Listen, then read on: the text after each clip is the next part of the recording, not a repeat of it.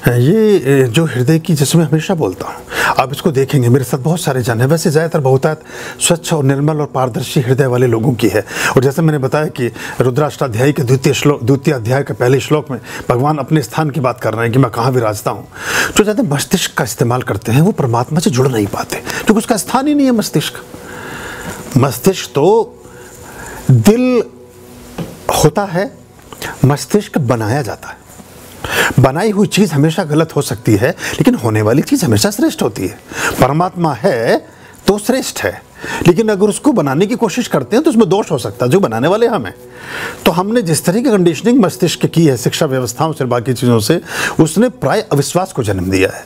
फिर एक चूंकि श्रेष्ठ, अब देखिए हमारे यहाँ के तो मंदिर, देवालय, प्राचीन जो आर्किटेक्चर है उसको खंडित, तोड़ा और ख़राब किया गया। और जब पश्चिम के देशों में घूम रहा हूँ तो वहाँ बराबर मूर्तियों का निर्माण हो रहा है, बहुत आलीशान चर्च बनाए जा रहे हैं। और उनमें लगभग आप देखेंगे कहीं आपको खजुराहो नज़र आएगा, कहीं आपको कैलाश नज़र आएगा, कहीं आपको अजंता एलोरा नज़र आएगा, कहीं आपको बुद्ध के धम्मपद नज़र आएंगे, कहीं महावीर की कोई चीज़। कारण क्या है कि जो श्रेष्ठ है वो एक्चुअली मेरे घर से दुनिया को दिखे, इस धारणा ने पूरी दुनिया में श्रेष्ठता को समाप्त करने का काम किया। तो शक्तिशाली थे, उन्होंने श्रेष्ठ को बाकी जगह से उठाया और निकृष्ट कर दिया और अपने यहाँ स्थापित किया, ताकि उनका मान सम्मान बने कैसे। क्योंकि हिस्ट्री तो हिस्ट्री है, लेकिन इसको झुठला नहीं सकेंगे आप। तो जैसा हमेशा मैं बोलता हूँ कि जब हमारे यहाँ ताजमहल बन रहा था उस समय पूरे पश्चिमी और यूरोपीय देश जो है मछुआरों की ज़िंदगी जीते थे। वो शाम को अपना मछली पकड़ लिए, कुछ भी नहीं था। और जितने भी आप आविष्कार देखिए, ये सब 200 वर्षों के हैं, ये सब 150। ये कब हुए? जब मैक्स मूलर यहाँ से हमारे वेदास को उठा करके जर्मनी ले गया, और जर्मनी में बहुत बड़ा एक शास्त्रार्थ हुआ, और बल्कि मैक्स मूलर को उसके लिए सजा भी मिली। तो मैक्स मूलर को कहा गया, एक चर्च के पादरी ने कहा कि हिंदू इसलिए अपनी शिक्षाओं के प्रचार प्रसार के लिए यूरोप और बाकी देशों में नहीं गए कि उनके हिंदू धर्मों में श्रेष्ठता नहीं है, उनके हिंदू धर्मों में दर्शनीय और सौंदर्य बोध नहीं है। तो मैक्स मूलर का जो संवाद आज भी अंकित है, वो आपका ओल्ड टेस्टामेंट के पूरे जो बाद के अध्याय हैं उनमें उसका उल्लेख बहुत दबी जुबान से करती है क्रिश्चियनिटी।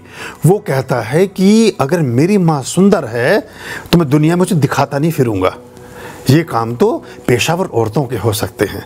मेरी सुंदर माँ है तो पूरी दुनिया को पता है कि सुंदर। कह भी कौन रहा है? वो भी क्रिश्चियन है, मैक्स मूलर। वो हमारे यहाँ से सारे मंडल लेकर के फ्रैंकफर्ट यूनिवर्सिटी में अभी भी रखे हैं। तो जब पश्चिम ने वो खोले अध्याय तो उसे ज्ञान का दर्शन हुआ। इसमें बड़ा कम दाराशिकों का भी है। हम देखिए, कभी भी कभी नकार नहीं होता है। जिस समय हिंदुत्व का पर कुल्हाड़ा चल रहा था, रोज़ाना औरंगज़ेब के कार्यकाल में जनेऊ और चोटियाँ काटी जा रही थी, और लाखों लोगों को, हज़ारों लोगों को प्रतिदिन हिंदू से मुस्लिम धर्म में परिवर्तित किया जा रहा था। उसी समय रामचरितमानस और हनुमान चालीसा और इन सब महान ग्रंथों की रचना हुई। उसी समय सूर सारावली और सूरदास के धम्मपद और रैदास, बड़ा बड़ा आध्यात्मिक भक्ति सागर उमड़ पड़ा पूरी उसी समय। वही कबीर का काल है, वही सब का काल है। तो आप देखते जाएंगे तो वो जो भक्ति का एक संक्रमण काल था उसी समय उगा।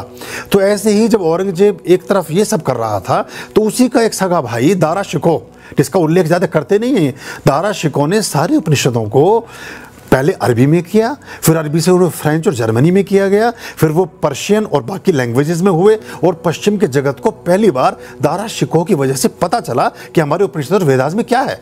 और सारा पश्चिम उतावला हो गया कि ये लगभग 18वीं सदी के 17वीं और 18वीं शताब्दी के आसपास की बातें हैं कि वो भारत की तरफ ललायित होने के लिए कि वहाँ की चीज़ों को हम देखें, समझे, जाने। और उन्होंने फिर वेदास और बाकी चीज़ों को पढ़ना प्रारंभ किया। तो उससे जीवन में उनके एक बदलाव आया और जीवन उनका श्रेष्ठ मार्ग की तरफ जाना शुरू हुआ।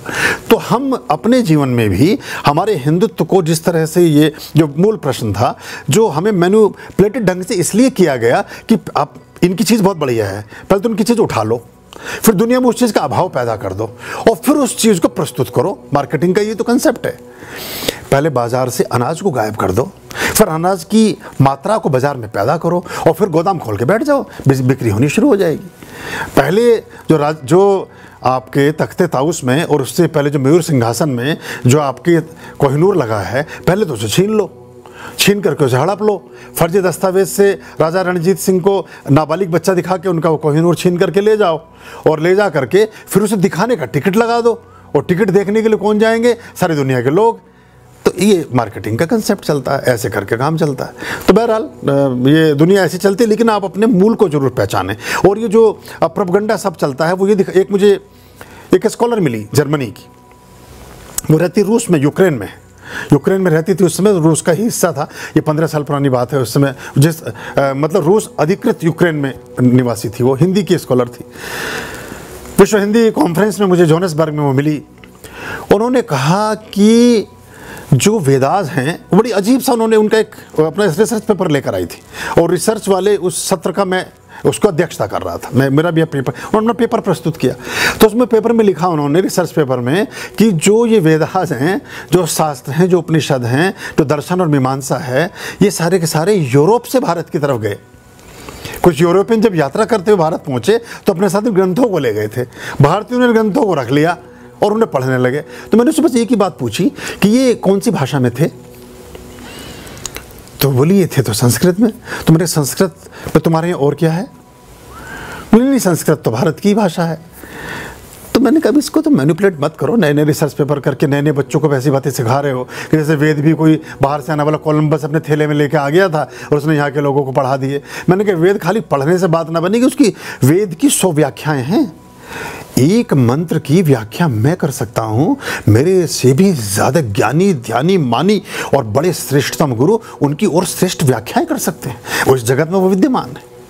तो कोई चीज़ कभी यही तो हमारा अद्भुत एक उपलब्धि है हिंदुत्व की, कि हर, अब गीता पे 6 टीकाएं हैं, सबकी टीका अलग अलग है। गांधी जी कुछ कह रहे हैं, लोकमान्य तिलक कुछ और कह रहे हैं, कोई और कुछ और, विनोबा भावे कुछ और कह रहे हैं, रविन्द्रनाथ टैगोर उसे किसी और तरह से देखते हैं, स्वामी विवेकानंद की गीता कुछ और बात करती है, आचार्य रजनीश की गीता कुछ और बात कहती है। सबकी गीता एक ही है, पर उसे कैसे आप लेते हैं?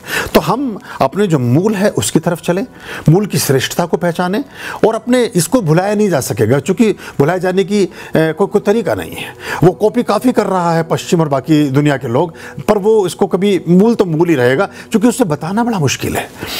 गीता को पढ़ करके कथावाचक भगवान से भी अच्छे ढंग से उसे प्रस्तुत कर सकता है।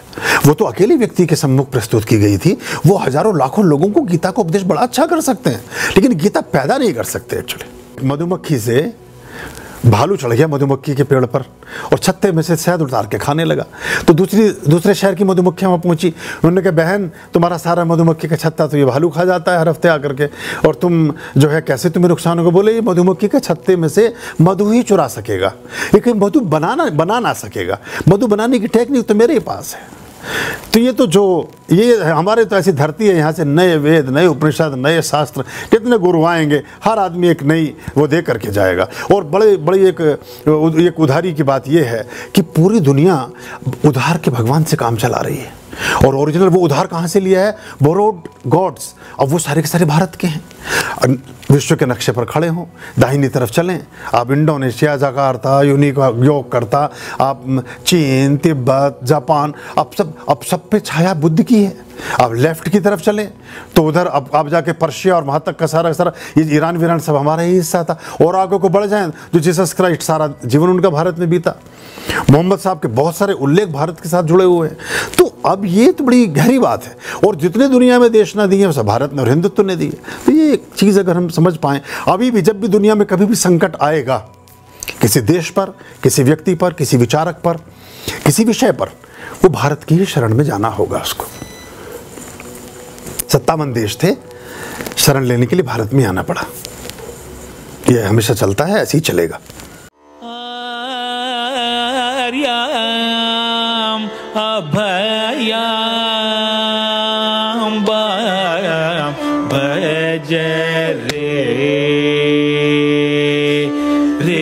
चित संततम